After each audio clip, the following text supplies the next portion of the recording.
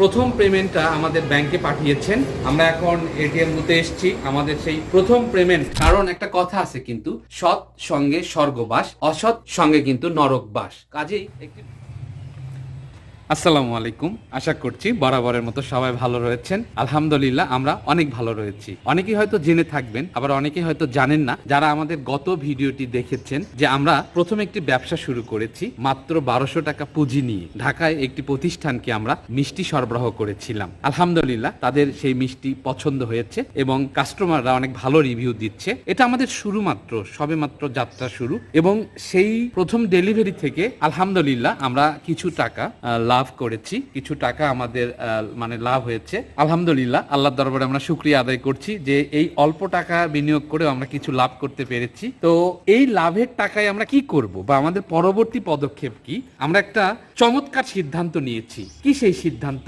এটা আপনাদের সঙ্গে আমরা শেয়ার করব। আশা করছি আজকের ভিডিও থেকেও আপনারা ভালো একটি মেসেজ পাবেন। কাজেই সবাইকে অনুরোধ করব ভিডিওর শেষ পর্যন্ত আমাদের সাথেই থাকুন। আমরা পরবর্তী একটি চমৎকার পদক্ষেপ নিতে যাচ্ছি আজকের এই ব্যবসার লাভের টাকা দিয়ে।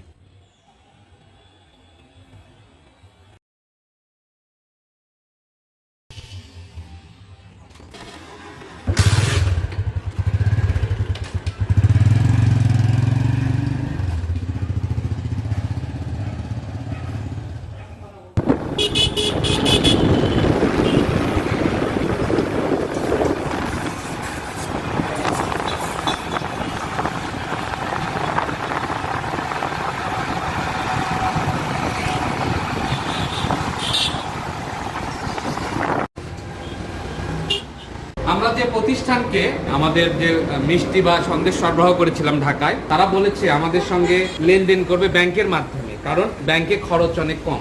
তো ঠিক আছে, আমরা সেটাতে রাজি হয়েছি। তো ওনারা প্রথম পেমেন্টটা আমাদের ব্যাংকে পাঠিয়েছেন। আমরা এখন এটিএম বুথে এসেছি আমাদের সেই প্রথম পেমেন্ট এবং লাভের টাকাটা ওঠানোর জন্য।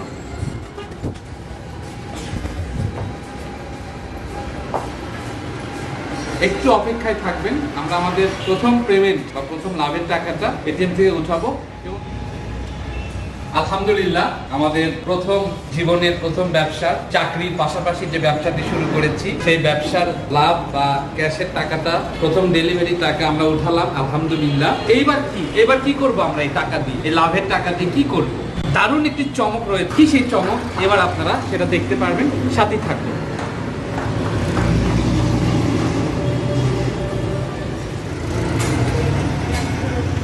ভাইজান মাটির ব্যাংক আছে না? দেন ওখান থেকে দুইটা মাটির ব্যাংক দেন, মাঝারি।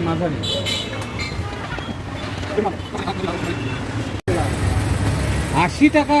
কি বলেন, 40 টাকা পিস একটা মাটির ব্যাংক? হ্যাঁ, এক একটা মাটির ব্যাংক 80 টাকা? ওরে আল্লাহ, 40 টাকা। ওইগুলো আপনারা দাম বানাচ্ছেন রে বাবা। টাকা লাভ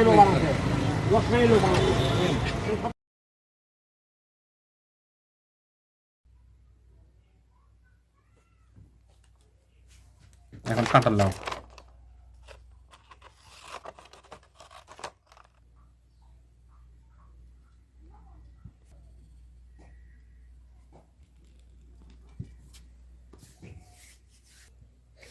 মাটির ব্যাংক দুটো কেন কিনলাম, কেন লিখলাম একটাতে ব্যবসার সঞ্চয় আর একটাতে লিখলাম অসহায়ের অনুদান।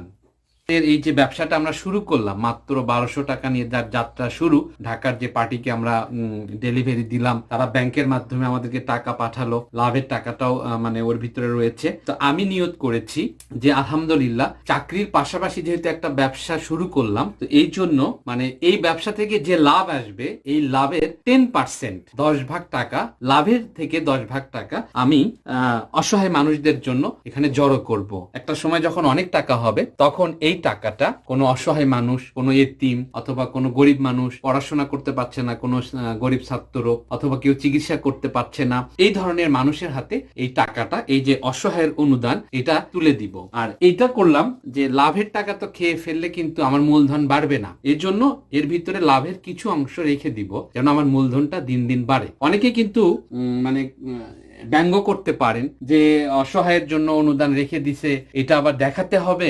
আসলে বিষয়টা আমি নিজেকে জাহির করার জন্য করছি না বা দেখানোর জন্য করছি না। আমার মূল উদ্দেশ্য হচ্ছে এটা দেখে যদি অন্য কেউ অনুপ্রাণিত হয়, কারণ একটা কথা আছে কিন্তু, সৎ সঙ্গে স্বর্গবাস, অসৎ সঙ্গে কিন্তু নরকবাস। কাজেই একটি ভালো কাজ দেখে যদি আরেকজন মানুষ অনুপ্রাণিত হয় ভালো কাজ করার জন্য, এটা কিন্তু আমার জন্য একটা অনেক বড় একটা অর্জন। কিন্তু সেই জায়গা থেকেই মূলত এই বিষয়টা আপনাদের সামনে তুলে ধরা, যে আমরা যা কিছু আয় করব সেখান থেকে গরিব মানুষের জন্য, কিন্তু গরিব মানুষের কিন্তু একটা হক রয়েছে। এটা কিন্তু তাদেরকে ভিক্ষা দেওয়া না বা তাদেরকে কিন্তু দান করা না। আল্লাহ তাআলা পবিত্র কোরআনে বলেছে যে ধনীদের অর্থের ওপরে গরিবদের কিন্তু হক রয়েছে। হ্যাঁ, সেই জায়গা থেকে আমার এই উদ্যোগটা, যদিও আমিও তেমন একটা মানে ধনী বা আমার তেমন অর্থ সম্পদ নেই, শুরু করলাম। যদি আল্লাহ সফলতা দেয় তাহলে কিন্তু আমি এই মানসিকতা নিয়ে অনেক অসহায় মানুষের পাশে দাঁড়াতে পারবো। এখন আমি যে নিয়তটা করেছি যে যা লাভ হবে এই ব্যবসা থেকে, আল্লাহ যদি এই ব্যবসাটা আরো বরকত দান করে, বৃদ্ধি করে,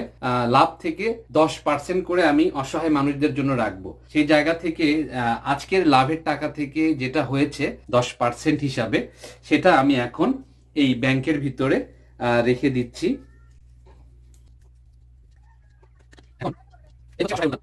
যাই হোক, এটাই ছিল আমার মূল উদ্দেশ্য।